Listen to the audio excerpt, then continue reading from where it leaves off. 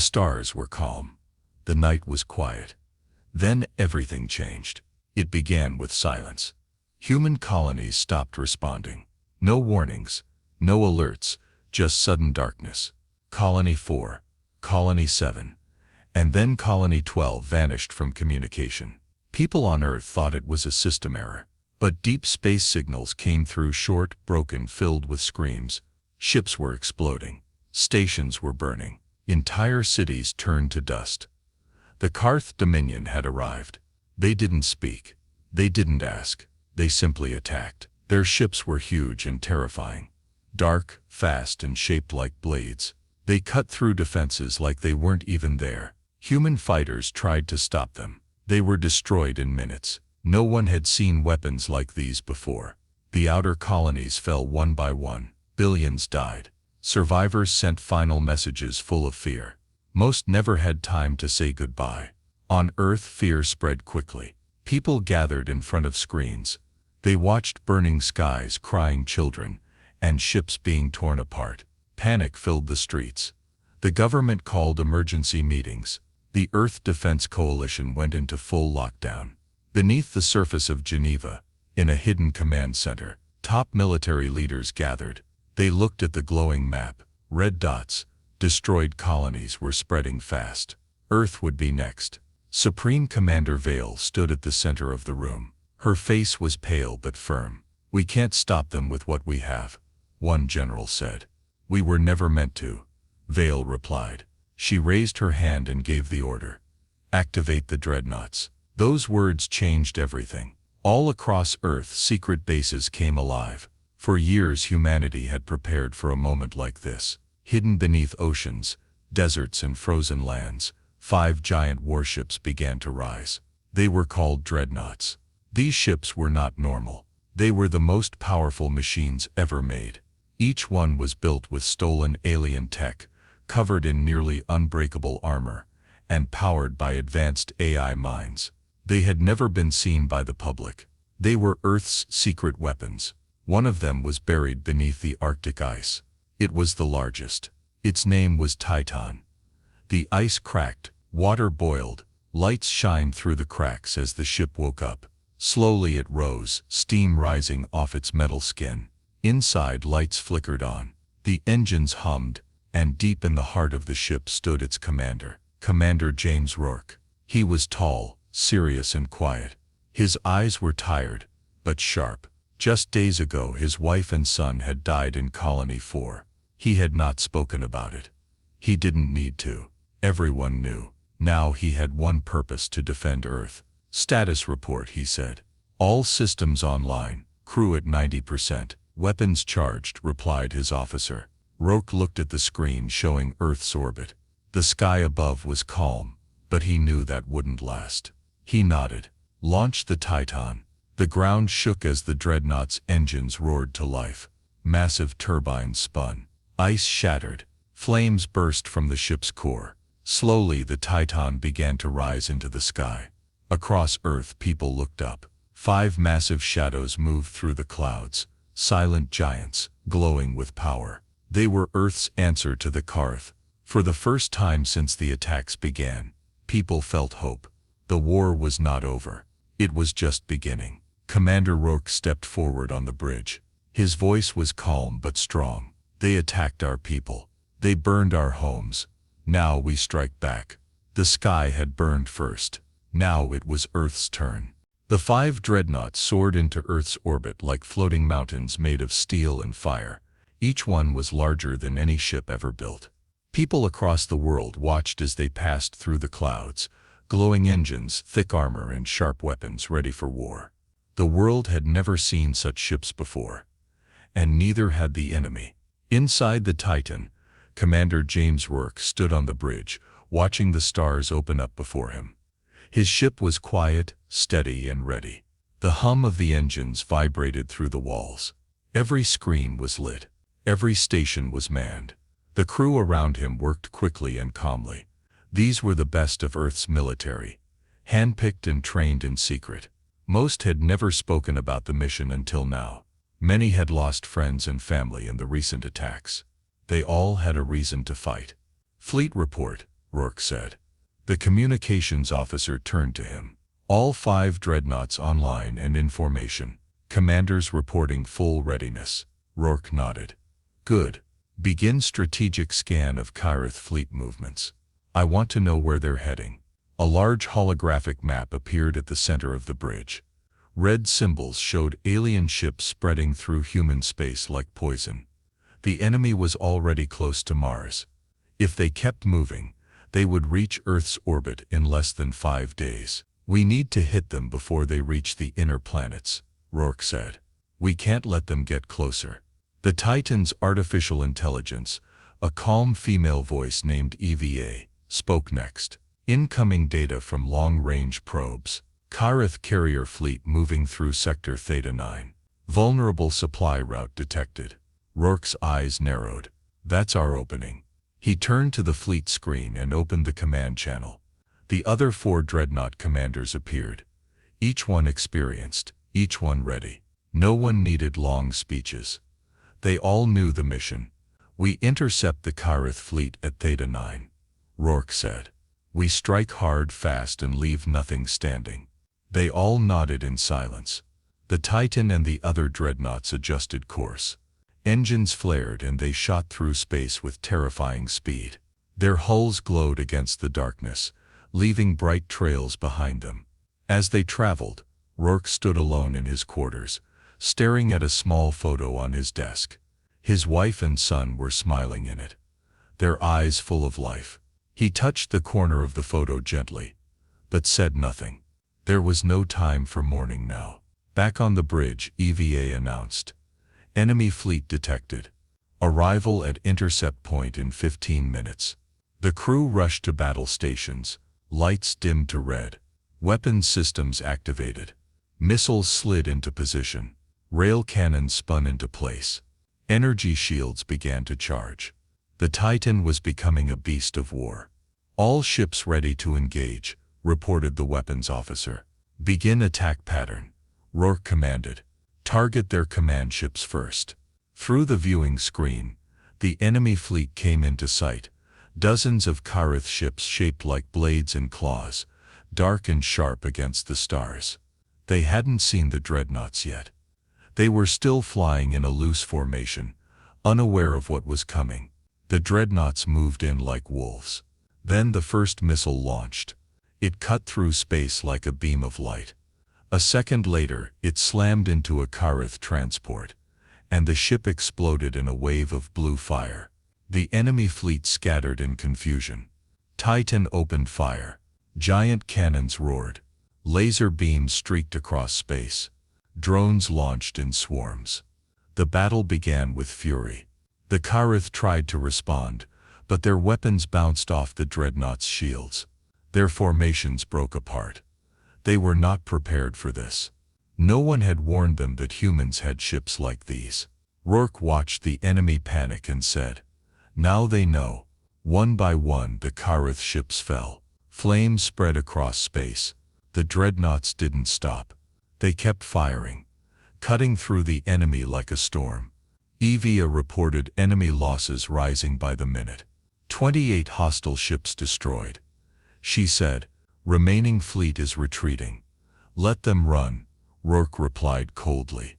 "They'll carry fear with them." The first strike had worked. Humanity had landed a powerful blow. But this was just the beginning. The real war was still coming. The remains of the Kyrith supply fleet drifted in silence. Broken metal, glowing wreckage, and scattered debris floated across the stars. The first real human strike had been brutal and successful. Inside the Titan, the crew was calm but alert. The battle had been won, but no one was celebrating. Commander Roker stood at the center of the bridge. His eyes stayed fixed on the data screens, showing the destroyed enemy ships. He didn't smile. He knew what was coming next. "They'll come back stronger," he said quietly. "And fast." He was right. Hours later, the Titan's long-range sensors picked up massive movement. A large Kyrith war group, over 100 enemy ships, was leaving their forward base. They were heading straight toward Earth. Overlord Vekthar had taken command. On the far side of the galaxy, Vecthar watched the footage of the destroyed Karath supply fleet. His black eyes narrowed. He studied the human ships in silence. "So, the prey strikes back," he growled. His voice echoed through the high chamber of his command ship, filled with lesser commanders who dared not speak. "They were supposed to be weak," one muttered. Vecthar snapped his claws. "They still are. They've only delayed the end." He pointed at the holographic map, showing Earth's position. "Destroy everything between us and that planet." Back on the Titan, Roke and his officers gathered in the war room. The map before them was filled with red markers.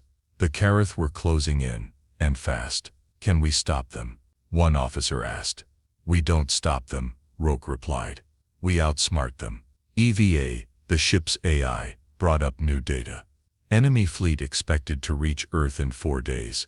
Estimated strength, 2 battlecruisers, 8 destroyers, and 80+ support ships. The room was quiet. Then Roker said, "We strike them first again. Not where they expect. We hit them in deep space, where they're least prepared. Divide them, confuse them." He turned to the other dreadnought commanders on the fleet screen. "Split the fleet. 2 dreadnoughts head for the asteroid field, near Sector 9. The rest come with me to Sector 4. We hit hard, regroup, then set a trap near Jupiter." Everyone agreed. The plan was risky, but bold. The next few hours moved fast. Ships reloaded. Engines roared back to life. Crews rested quickly, knowing what was coming. There was no room for fear now, only focus. The Titan and 2 dreadnoughts raced toward the center of the enemy path. Out in the darkness, the Karath fleet was moving in tight formation, huge and confident. They didn't know the trap was already being set. EVA spoke on the bridge. "We are in strike range." Roker stood straight. "All weapons, lock targets. Begin countdown." "We fire together." The countdown echoed. 3, 2, 1, fire. The stars lit up. From deep within space, the dreadnoughts opened fire. Missiles streaked across the void. Energy beams lit up the darkness. The Karath were caught completely off guard. Their lead ships were destroyed in the first 10 seconds. Then the second human wave hit from the asteroid field. 2 more dreadnoughts launched a flanking attack, striking from the side. The Karath fleet scrambled. Confusion spread. Their tight formation shattered. Inside the Karath command ship, Vecthar roared in rage. "They ambushed us. Realign. Hold the line." But it was too late. Human ships moved like wolves, precise, sharp and deadly. They picked off enemy destroyers one by one. Karath ships tried to return fire, but the dreadnought's shields held strong. The Titan fired its main cannon. A massive blue blast surged forward and tore through 2 enemy cruisers in a single shot. EVA reported calmly, "Enemy fleet reduced by 40%. Rokers gave a single nod. "Good. Push harder." The battle lasted 1 full hour. The Karath lost more than half their ships. The survivors turned and retreated, badly damaged and scattered. The dreadnoughts held position. "We've sent our message," Roker said. "Let them deliver it home." But as silence returned to space, a new signal appeared on the radar. A much larger Karath fleet was gathering, far beyond what anyone expected. EVA warned, "Long-range scan indicates an incoming mega fleet. Estimated size, over 300 ships. Vecthar is leading them himself." Roker stared at the screen. The real war was about to begin. "We hit first," he said. "Now they're coming with everything." He looked at his crew. "Get ready." The warning was clear. Overlord Vecthar was coming. Not just with a fleet, with an armada. The largest Karath force ever seen was heading toward Earth, from the Titan's bridge. Commander Rourke studied the data coming in. Hundreds of enemy ships. War cruisers, destroyers, assault carriers. A fleet built to wipe out planets. Time was running out. "Estimated arrival time?" he asked. EVA's voice answered, calm as always. 17 hours until they enter Earth's orbit. Rourke turned to his officers. "We can't fight them above Earth. Too much risk. Too many lives down there. We intercept them at Saturn." The plan was simple. Meet the Karath fleet before they reached Earth. Use the ringed planet as a battlefield, and stop the invasion there, or die trying. The dreadnought fleet adjusted course and jumped ahead. As the ships moved into position, soldiers across the decks prepared, crews loaded weapons, engineers checked shields, pilots sealed their helmets. Everyone knew this might be their final mission. In a quiet corner of the Titan, Rourke stood alone, watching Earth grow smaller on the screen behind him. His fingers gently touched the edge of the photo of his wife and son, still taped to the wall. He said nothing, but his eyes burned with purpose. This wasn't just war, this was personal. At the edge of Saturn's rings, the human dreadnoughts formed a wide formation, 5 giants, side by side, facing the oncoming storm. And then the Karth arrived. The blackness of space filled with enemy ships. Hundreds of them, like a swarm of shadows with glowing red eyes. In the center, Vector's flagship loomed, twice the size of any human dreadnought, covered in alien markings and thick, jagged armor. On board that monstrous ship, Vector stood tall, claws tapping the floor. His voice echoed through the fleet. Crush the humans, leave nothing behind. Then the final battle began. The void lit up. Titan's main cannon fired first, a massive beam of blue light tearing through the enemy front line. The other dreadnoughts followed. Missiles, railguns, plasma turrets, they unleashed everything. Karth ships returned fire with swarms of energy blasts and spiked torpedoes. Explosions lit the black sky. Human shields held strong, but cracks began to show. The fight was brutal. For every enemy ship destroyed, another took its place. Rourke barked commands. Target their flanks. Focus fire on the cruisers. EVA, reinforce the Titan's forward shield. EVA responded instantly. Redirecting power, forward shields at 90%. But the enemy pressed on. One of the human dreadnoughts, the Valor, was hit by a massive blast. Its rear engines failed. Fires spread across its decks. Inside the ship, the captain made a choice. He ordered all surviving crew to evacuate, then turned the Valor into a weapon. With all systems failing, it pushed forward into the enemy fleet at full speed. "Goodbye, my friends," the captain said over the shared channel. "Make this count." The Valor slammed into the heart of the Karth line and exploded. A shockwave tore through dozens of enemy ships. Human crews cheered. One dreadnought was gone, but it had taken a chunk of the enemy with it. Rourke didn't flinch. He looked at the map. "We still have too many coming. We need a break. We need something." Then he saw it. A plan formed in his mind. He pointed at a large dead moon orbiting Saturn. It was cold, cracked and covered in rock, but its orbit brought it close to Vector's ship. "Can we collapse that moon?" Rourke asked. EVA responded. "Yes, if we detonate the Titan's spare reactors under the surface, the gravitational pull will destabilize." Rourke nodded. "Then let's bait them in." The trap was set. Rourke sent a fake signal, making it seem like the Titan was damaged and hiding near the moon. As planned, Vector took the bait. His flagship and 24 enemy warships closed in. The Titan flew close to the moon's surface. EVA launched the reactors underground. "Detonation in 10 seconds, EVA announced. As the Karth ships approached, the moon cracked.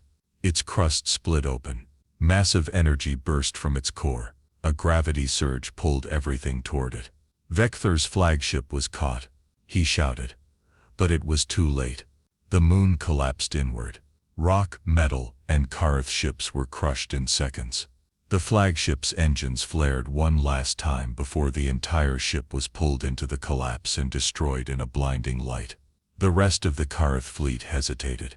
Human dreadnoughts didn't. Rourke raised his hand.